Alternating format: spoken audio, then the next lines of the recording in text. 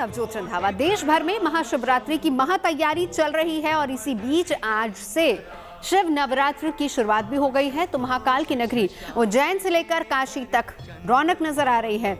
हर कोई भक्ति और उल्लास में डूबा नजर आ रहा है। महाशिवरात्रि का पर्व भी आ रहा है, वो पावन पर्व जब स्वयं देवादिदेव महादेव अपने भक्तों पर विशेष कृपा बरसाते हैं। तो महाशिवरात्रि से पहले शिव नवरात्र का क्या है विधान, आज इस पर हम चर्चा करेंगे। 9 दिन में कैसे पाएं शिव जी मां पार्वती की विशेष कृपा, ये भी आपको बताएंगे। साथ ही साथ लक्ष्मी नारायण याग राजयोग से किस पर होगी धन वर्षा, इस पर भी बात होगी। आगे हमारे साथ देश के जाने माने धर्मगुरु, कथावाचक और ज्योतिषाचार्य जुड़ेंगे।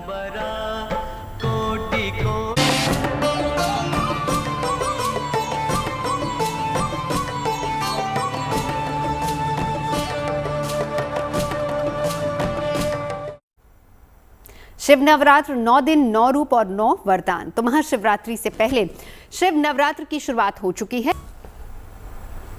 तो आज चर्चा शिव नवरात्र को लेकर ही होगी। हमारे साथ खास मेहमान जुड़ चुके हैं, मैं परिचय करा देती हूँ। श्रुति खरबंदा एस्ट्रोलॉजर हमारे साथ मौजूद हैं। डॉक्टर सुमित्रा अग्रवाल हमारे साथ जुड़ चुकी हैं।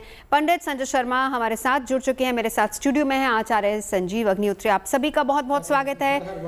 हर हर महादेव। चलिए सुमित्रा जी, शुरुआत आप ही से करते हैं, बहुत अहम है ये समय। सबसे पहले तो मैं आपसे जानना ही चाहूंगी, शिव नवरात्र इसको कहा जा रहा है, आम लोगों के लिए समझाइए कि कितना अलग होता है ये आम नवरात्र से। जी बिल्कुल। अगर बात करती हूँ शिव पुराण की या स्कंद पुराण या लिंग पुराण, इन तीनों में ही इसके बारे में उल्लेख किया गया है कि फाल्गुन में शिव और शक्ति की जागृत अवस्था में रहते हैं। इस समय में इन 9 दिनों में शिव को हम लोग भैरव के स्वरूप में पूजते हैं और पार्वती को हम लोग महाशक्ति के रूप में हमारी सारी पूजा को स्वीकार करते हैं। तो हम अगर कोई भी ऋण है, हमारे पर कोई कर्जा है, तो उससे भी हमें मुक्ति मिलती है इस समय। किसी के विवाह में बाधा है तो वो भी दूर होता है। किसी का धन अगर अटका हुआ तो उनके लिए भी अच्छा समय होता है। जिनको कोई बीमारी है या जिनके कोई ग्रहों के दोष है तो वो भी इस समय दूर होते हैं। इससे जुड़ी एक छोटी सी कथा ये है कि भगवान प्रकट कैसे हुए थे। विष्णु भगवान और ब्रह्मा जी ने बोला मैं ज़्यादा पावरफुल हूँ, तो दोनों ने बोलना चालू किया कि हम ज़्यादा शक्तिशाली हैं। तो एक कथा ये भी आती है कि अचानक से एक ज्योति पुंज वहाँ पे प्रकट होते हैं। तो वो लोग सोचते हैं कि इसका एंड कहाँ है। तो ब्रह्मा जी ऊपर से एंड खोजने चले जाते हैं और विष्णु जी नीचे से। तब शिव जी का आविर्भाव होता है। वो बोलते हैं ना, मैं आदि अनंत हूँ, मेरा एंड और मेरा स्टार्ट दोनों ही नहीं है। वहीं से ये लिंग रूप में उपस्थित बोला जाता है और वहां से ये जो 9 दिन की हमारी पूजा प्रक्रिया है ये होती है। एक और कथा है जो हम सब जानते हैं कि सती का जब अपने शरीर को त्याग देती है तो इन 9 दिनों में वो पार्वती रूप में पूजा करती है भगवान को वर के रूप में पाने के लिए। तो ये बहुत कठोर तपस्या और तप का समय रहता है। तो ये पूरे 9 दिनों में हम बहुत सारी चीजें कर सकते हैं भगवान की कृपा पाने के लिए। इनके अलग अलग स्वरूप है जिनकी आराधना की जाती है। एक एक दिन के लिए अलग अलग उपचार हैं जो करेंगे, अलग अलग मंत्र पढ़ेंगे और उनको हम प्रसन्न कर सकते हैं। चलिए आगे आपसे विस्तार से इसके बारे में समझेंगे। सुमित्रा जी आपके पास आते हैं अब, क्योंकि 9 दिनों की चर्चा हम कर रहे हैं। आज से शिव नवरात्र की शुरुआत भी हुई है, तो ये 9 अलग अलग दिनों का क्या महत्व शास्त्रों में बताया गया है? जी बिल्कुल। अगर 9 दिन की बात करें, अभी थोड़ी देर पहले आपने जब कार्यक्रम शुरू किया था आपने बताया था कि उज्जैन में 9 दिन 9 अलग अलग श्रृंगार हो रहे हैं और 9 अलग अलग तरीके की भगवान को हमने चीजें अर्पित की है। तो उन 9 दिनों के तो प्रभाव हैं और हम घर बैठ के क्या कर सकते हैं उस पर भी बोलूंगी। पहले 9 दिन की बोलूंगी। सबसे फर्स्ट, जैसे आज पहला दिन जब शुरू होता है तो चंदन सबसे ज्यादा भगवान को चंदन और हल्दी लगाया जाता है, क्योंकि हम ये बोलते हैं ये समय के लिए भी इम्पोर्टेंट है और शांति के लिए इम्पोर्टेंट है। तो पूरे विश्व की अगर हम शांति की बात करते हैं या पूरे कॉस्मोस में अगर हम शांति की बात करते हैं तो आज का पहला दिन शांति को प्रतीक कर रहा है। दूसरे दिन की बात करें तो भगवान को बहुत दिव्य वस्त्र पहनाए जाते हैं। कहीं ना कहीं हम दिव्यता और जीवन में नवीनता और नवीन ऊर्जा के लिए सेकेंड डे को मानते हैं। थर्ड डे की बात करूँ तो उसमें शेष नाग पर भगवान को विराजमान किया जाता है, क्योंकि हम चाहते हैं कहीं ना कहीं हमें सुरक्षा मिले और जो भी अनंतता हम चाहते हैं अपने जीवन में अनंत सब चीज बना हुआ रहे, तो उसके लिए थर्ड डे इम्पोर्टेंट होता है। फोर्थ डे में घटाटोप स्वरूप होता है भगवान का। उस दिन के कटरा, मेखला, दुपट्टा, मुकुट ये सब भगवान को चढ़ाया जाता है। छत्र चढ़ाया जाता है। फूलों की माला भी उन्हें पहनाई जाती है, क्योंकि हम बोलते हैं इससे हम ये बताना चाहते हैं कि जीवन में राजश्री और भव्य स्वरूप को हम लाना चाहते हैं। फिफ्थ डे की बात करें तो छबीना या फिर पीला रंग का जिसको कपड़ा बोलते हैं, भगवान को पीला वस्त्र पहनाया जाता है और ये सौम्यता को दर्शाता है और कहीं ना कहीं समृद्धि को भी दर्शाता है। अगर हम 6th डे की बात करें तो होलकर स्वरूप होता है इस दिन हम भगवान का जो श्रृंगार करते हैं उसको राजश्री श्रृंगार या सजावट बोलते हैं। इसमें हम ऐश्वर्य या वैभव की बात कर रहे होते हैं क्योंकि पूरा सजावट बहुत वैभवपूर्ण होता है। 7th डे में उमा महेश श्रृंगार बोला जाता है इसको। उसमें भूरा रंग का वस्त्र भगवान को पहनाया जाता है और मुकुट पहनाया जाता है और एक मुंड की माला भी जरूर पहनाई जाती है।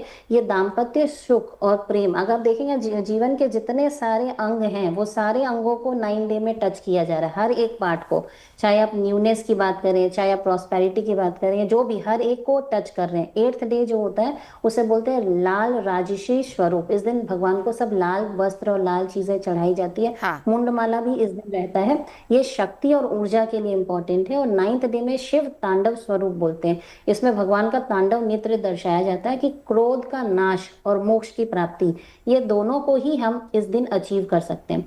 अब घर जो बैठे हैं वो 9 डेज तो ये सारी चीजें नहीं कर सकते, कहाँ से हम मुंडमाला लाएंगे और कहाँ से हम भस्म।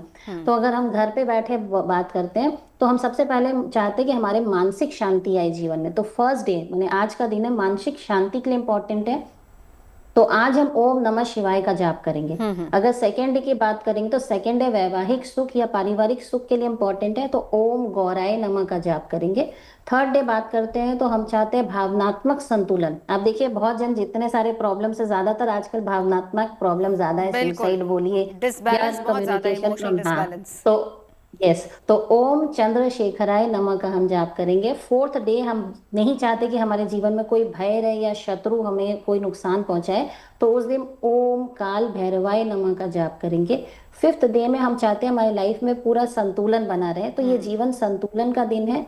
उस दिन ओम अर्ध नारेश्वराय नमः का जाप करेंगे। और 6th डे हम चाहते हैं कि हमारे जीवन में कोई भी रोग नहीं आए, तो रोग से मुक्ति के लिए ओम नीलकंठाय नमः का जाप करेंगे। 7th डे हम चाहते हैं हमारे जीवन में ध्यान शक्ति बढ़े, तो ओम योगेश्वराय नमः का जाप करेंगे।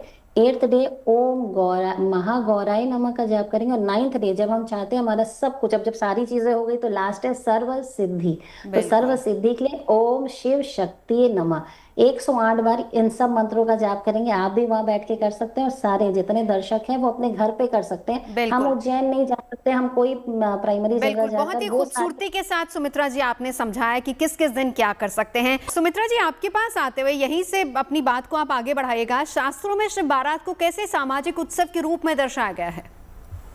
जी बिल्कुल, जब भी हम कोई भी आप देखिए कोई भी मैरिज समारोह होता है, इसमें कोई आपके दूर के रिलेटिव है जिनसे आपकी कांटेक्ट नहीं भी है, बहुत समय तक नहीं है, या कोई भी मन मुटाव है, फिर भी आप उसे शादी में इनवाइट करते हैं तो वो आ जाते हैं। अगर लोकमान्य तिलक की बात से अगर मैं शुरू करूं तो उनका बोलना था कि जब भी हम कोई सामाजिक संगठन या सामाजिक कोई उत्सव करते हैं तो उसका पर्पज होता है सबको जोड़ना, क्योंकि समाज में हम एक दूसरे से जुड़ रहे होते हैं। तो यही बात हमारे शास्त्रों में भी बताई गई कि जब भी हम यहाँ पे जब शिव जी की जब शादी होती है तो हर टाइप के गण वहां पर आते हैं, क्योंकि शिव जी को बोला जाता है कि वो किसी को भी भेदभाव, आप देखिए कितनों की एक आंख नहीं है, किसी की 3 आंखें हैं, किसी के कैसे कैसे बॉडी स्ट्रक्चर से हम लोग जब देखते हैं वो बारात की फोटोज जो हम क्रिएट किए वो सारे में हर टाइप के लोग हैं, उसमें विकलांग भी हैं, उसमें हर तरीके के व्यक्ति को दिया गया है। तो हम सामाजिक रूप से इसे ये समझना चाहिए कि इंटीग्रेटेड है हमारा समाज भी। हम किसी विकलांग को विकलांग ना समझे, हम किसी कोई जो सुंदर नहीं दिखने उसको सुंदर ना समझे। हम शादी में हमेशा सोचते हैं फोटो में जो बहुत सुंदर दिख रहे हैं वही हमारे साथ ग्रुप फोटो में है।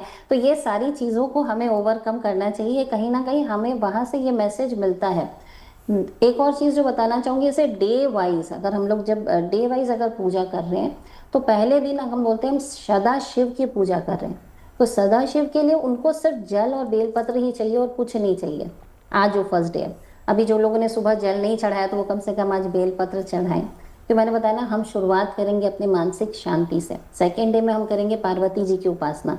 पार्वती जी की उपासना के लिए हमको चाहिए कि हम दूध से अभिषेक करें।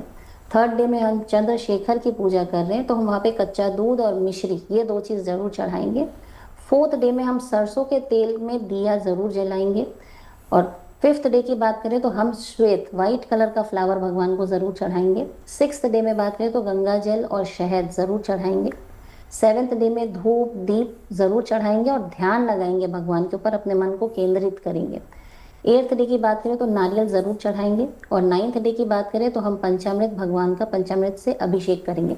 तो ये 9 डेज हम ये 9 एक्टिविटीज़ जब करते हैं तो हम कहीं ना कहीं भगवान से जो भी चीज़ें पाना चाहते हैं, एक लाइफ प्रोसेस में जितनी चीज़ें चाहिए, चाहे वो सर्व सिद्धि चाहिए, चाहे वो ध्यान चाहिए, चाहे वो रोग का नाश चाहिए, चाहे जीवन में संतुलन चाहिए, चाहे हमको शत्रु का नाश करना है या अपने अंदर जो फियर है उसको हटाना है, चाहे हम चाहते हैं भावनात्मक संतुलन हो, हर चीज़, इवन वैवाहिक संतुलन के लिए या हर टाइप के बैलेंस के लिए, इवन अगर हम धन भी चाहते हैं तो उसके लिए भी इम्पोर्टेंट, क्योंकि इस समय तो सबसे अच्छा बात है कि लक्ष्मी नारायण योग भी बन रहा है और सबसे ज़्यादा फायदा होने वाला है कुंभ राशि को, क्योंकि आज से ये शुरू होगी और 2 मार्च तक रहने वाली है। बट ये योग सिर्फ कुंभ राशि के लिए इम्पोर्टेंट है ऐसा नहीं है, इवन मेष के लिए अच्छा है, वृष के लिए अच्छा है, कन्या के लिए अच्छा है, वृश्चिक के लिए अच्छा है, धनु, मकर, इसके लिए भी बहुत अच्छा समय बिल्कुल। चलिए मैं लौटती हूँ आपके पास। अब चलिए वक्त अभी इतना ही। बहुत बहुत शुक्रिया आप तमाम खास मेहमानों का हमारे साथ जुड़ने के लिए। इन 9 दिन आप क्या कर सकते हैं, कैसे पा सकते हैं प्रभु की कृपा, ये सब हमने जाना खास मेहमानों से।